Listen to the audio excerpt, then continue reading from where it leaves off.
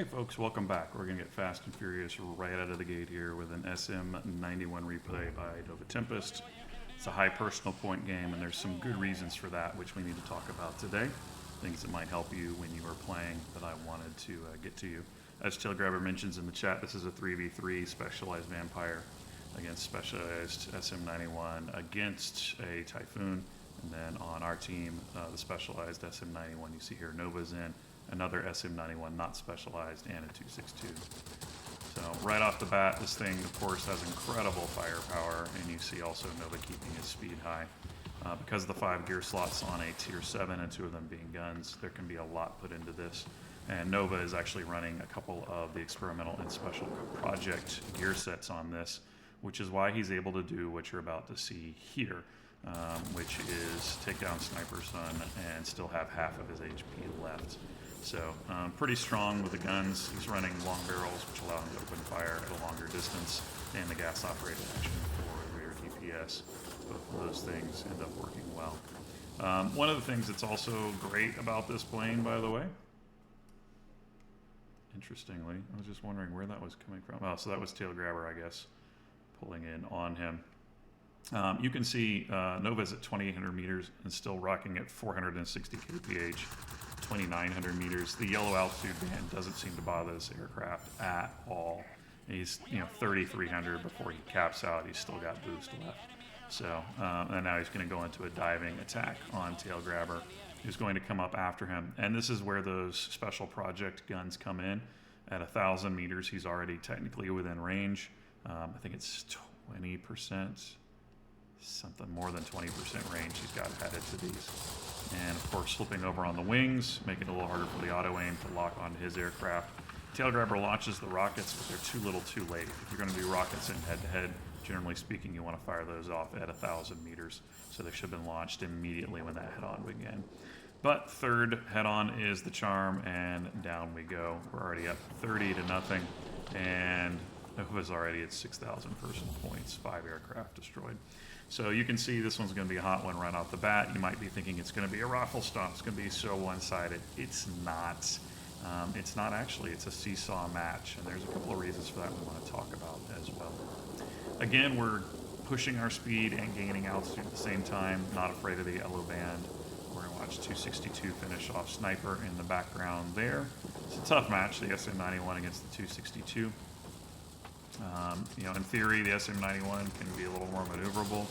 In reality, it's down a tier, and as good as these guns are, again, when you're down tiered, it's going to be an uphill battle, especially unless you have some sort of advantage off the bat in terms of your altitude or speed, your energy retention. So we're up 2 zones to 1, building a little bit of a lead, and of course, as we've seen, you've got a couple of the enemy aircraft already down, right? So we are going to try and move on to another zone and make it 3-1, which is what you should do. And again, just trolling along 600 kph up above in the yellow band again, right? See the Vampire down there? We're going to dive on him. Where they're low on HP, first of all. He's full health. And again, he's got a 200-meter advantage on the 20s from the Vampire, so he can open fire right now. And that's going to be all she wrote. So not sure if Otto didn't realize that he was low on HP, or if he was just trying to get into position to dodge and wasn't thinking about the range. I'm not sure I would have been thinking about the range in 1,000. I would have thought, I've got some time before these things really open up. So with this zone down, as it about is, not quite enough, as good as these guns are. It's going to have to make a second pass on a couple of these. There we go. So now 4 zones to 1, up over 100 points. But this match is, again, as I said, far from over. This 500 meters is as low as Nova gets the entire match. And that was in part because there was no threats nearby, right? There was no enemy aircraft anywhere near. And so he felt comfortable going down there. Now that he's done that, though, he's right back up in the stratosphere. And this is where these guns are so strong. We're burning down a B-32. We started 1,000 meters outside of his gun range. It is a bot aircraft. Even if that had been a player aircraft, I'm not sure it would have made too much of a difference. The extra HP might would have had a little harder time or gotten a little closer, but he burned it down pretty fast. I'd be curious to see. You can let me know in the comments if you've had success taking down B-32s or even B-29s with the SM-91, if you found that to be an okay matchup for you. So 3-2, the enemy team has fought back a little bit. We're going to stay up high at 2,600 meters. We're going to try and retake this rocket base, which is a good move. It is still locked at this point, though, so we got to be careful about that. VB-10 also has great forward firepower, but it's shorter range. And so I think Nova felt comfortable taking that head on as well because of that. The zone is now unlocked. We've got air defense aircraft in the zone. These heavies, this is a good fight for the SM-91 to take, right? Clear these heavy ADAs. Oh, T-51 coming. Opening fire. The bots do actually a decent job of dodging head-ons when they need to. But you can see this plane does have pretty good vertical control as it's able to flip over and finish him off there. So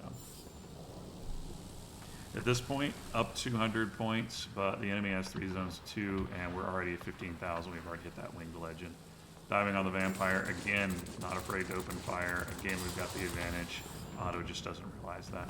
The fire does burn us out a little bit. This is one of the reasons I generally keep a fire extinguisher as opposed to the first aid kit, but I know that opinions vary on that.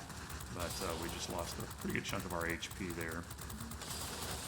And if you're going to tackle bombers, that's hard. I think part of the strength of this aircraft too is those 20s do have a decent overheat time naturally, and so you can get a lot of DPS out of them just holding trigger before bad things happen. I don't think Tailgrabber saw him here. He didn't make any move to dodge him or otherwise avoid him. And we're going to dive to keep speed up with one of those engines out. Anyway, going back to the guns, that burst length, right? Not having to pulse the guns, being able to keep maximum DPS up 4, 5, or 6 seconds is part of where this shines, right? Some of the other heavy forward-firing aircraft have 3-second bursts, right? You gotta ease off the trigger, and that messes a little bit with your burst potential. So we are definitely running low on HP. There is a light fighter behind us. I'm not sure I would have tried to turn with him. I know he's a bot. I probably would have just dove out on that because we're caught between a rock and a hard place on that. Just no energy. Even though the speed was decent, we're not at the altitude we need. And caught between a bot and a specialized Vampire. Now, you may have noticed while that was going on, at least I hope you noticed, the enemy team has been working, and they're up 4 zones to 1, and they are now only 100 behind, and they have just taken out Nova, who at this point is sitting on top as the points leader for his team. So that gives them an advantage, and there's a danger here of going back into air superiority, from which is very difficult to recover. So this is a good example of don't take your eye off the ball. One of the things that Nova did was flip that zone, but there were other zones that were calling, and maybe the bombers could have waited. This is one of the things you always have to weigh. You always have to weigh, what am I doing next? And if that's not capping a zone, you need to make sure you're in a place where your team can survive you not capping another zone. But this is also where Conquest actually as a mode can shine, is when all the players know what's at stake, when all the players know that capping is the name of the game. You can get into some seesaw battles like this, right? That can be very thrilling, that can produce longer matches, and those can produce higher personal point matches. But that starts with knowing what to do in the game. One of the other things you need to know what to do is when to knock people out permanently. We're at squall line. Sniper's in a 1v1 with 262 again, and there's the 2v1. Now he's out for the match. Now it's a 2v3. That's always helpful. Nova's going to try and retake this zone. Unfortunately, he can't get another aircraft, and he loses one of his aircraft. And so we're back up to 60 rather than flipping the zone. He's going quick because you can see this is balanced on the razor's edge right now. That last remaining zone is down to about 20 points. Fortunately, a bot Yak takes down the bot air defense ground attacker, which is excellent. We're going to talk about that in a second. And so because of that, the rocket base is off of thin ice for a moment longer, and Nova is able to flip this zone. Fortunate because right as soon as he flips it, the rocket base goes down. Right, next. Do we cap a zone? Yes, we need to. Do we wait to cap the zone? We can't afford to. These bombers are part of the problem. Bot bombers and ground attack aircraft are usually the most efficient bots at capping a zone. That's not to say they're great at it, but they are better than nothing. And if you do see zones being flipped by bots, generally it's because of bombers and ground attackers. So it is smart to go ahead and get these guys out.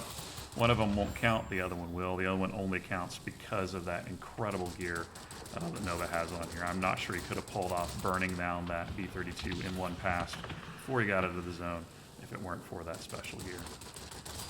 Tail Grabber is going to try and spiral out. It's a good thought, but he is way too slow at that point to do anything about it. Otto is going to come for a third head-on, thinks better of it, but again, it's too late. With 2 gun slots plus the gun sight, it's a dangerous thing to be in the front area of this aircraft, a little bit like the Kurfürst in that sense. So we are up 3 zones to 2, but we're still 100 points behind. And the question becomes, how do we pull this one out? Well, if you've, again, been paying attention, it's actually rather easy to pull it out now at this point because of what Nova has been doing, and that is taking care of the actual players, focusing them down, and by players I mean human beings and bots, the actual 12 aircraft on the other side. And that means there's only one left, and that's the P-51K, dead ahead, 3,900 meters, and we're going to go get him. He's low on health anyway, so this should be fairly easy. And of course, even if Nova loses that, there's an IL-10 floating around of his. So, pretty intense match. Again, you got players who know what they're doing, who can capture zones. It can absolutely make a difference.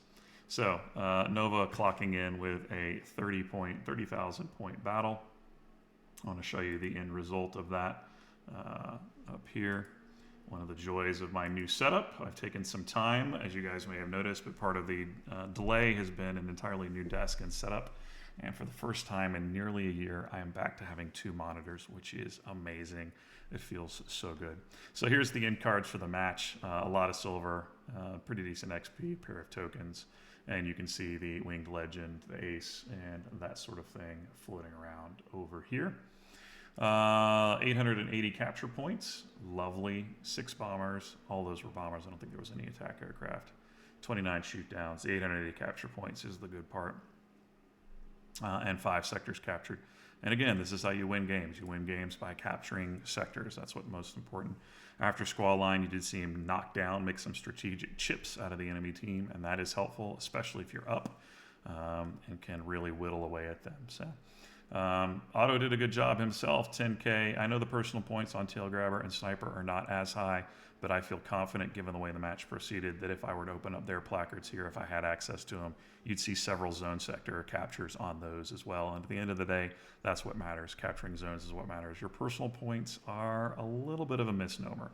30,000 points is impressive and great and definitely deserves a round of applause, but don't get too caught up on things if you are only getting 5,000 personal points a match.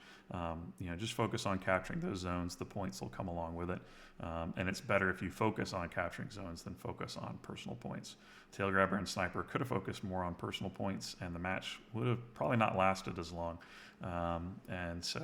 Because of that, I have a feeling, like I said, if I open these up, you'd see they had a pretty decent match themselves.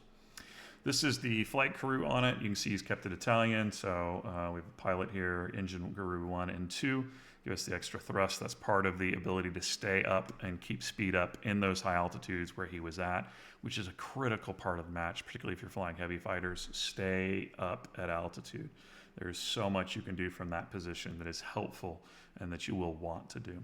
And you can also see the gear there, which we'll get into right now. Special project at the UK Collimator site.